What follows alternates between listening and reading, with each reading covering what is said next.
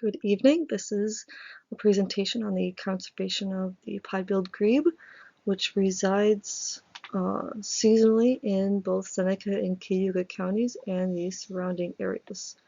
The Seneca and Cayuga counties are within New York State Finger Lakes region. They are also adjacent to the Seneca-Cayuga Canal on the right side of the wetlands complex, which flows north to south.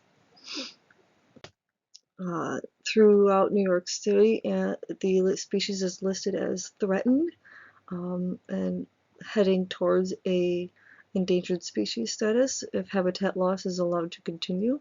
Federally, they are not listed, but could become a species of concern, which is preceded by a threatened species or threatened species. The main cause for species decline is habitat loss, so the filling and dredging of wetlands, also pollution from runoff is a concern for the quality of life for this species.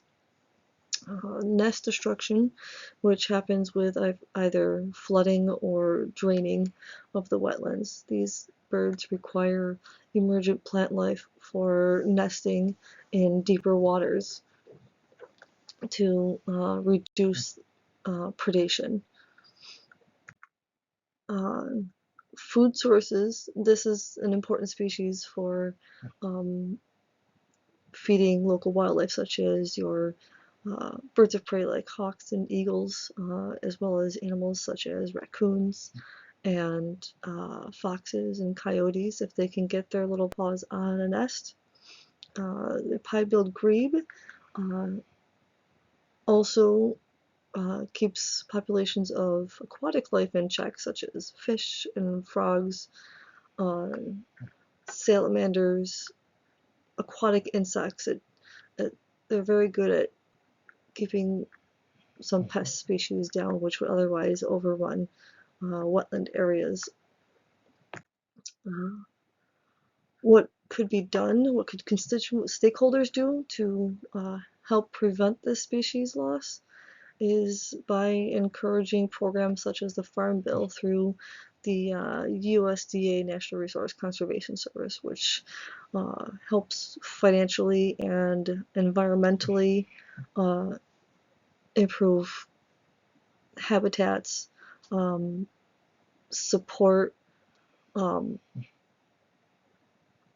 agricultural land use to its best ability. They you could also restore wetland habitats, which would improve water levels and the quality of water that surrounds the region.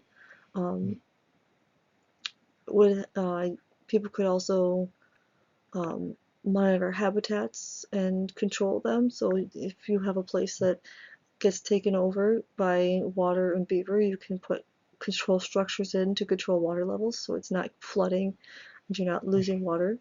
You could also control invasive species, which agricultural lands have to battle. A lot of species that would take over croplands, grazing fields. It would help. Programs could help you do that, which would also preserve the quality of habitat for this species for wetlands. There is also recommendations reduce water, having additional water sources on agricultural land reduces water loss in the soil, enriches soil and plant life around it.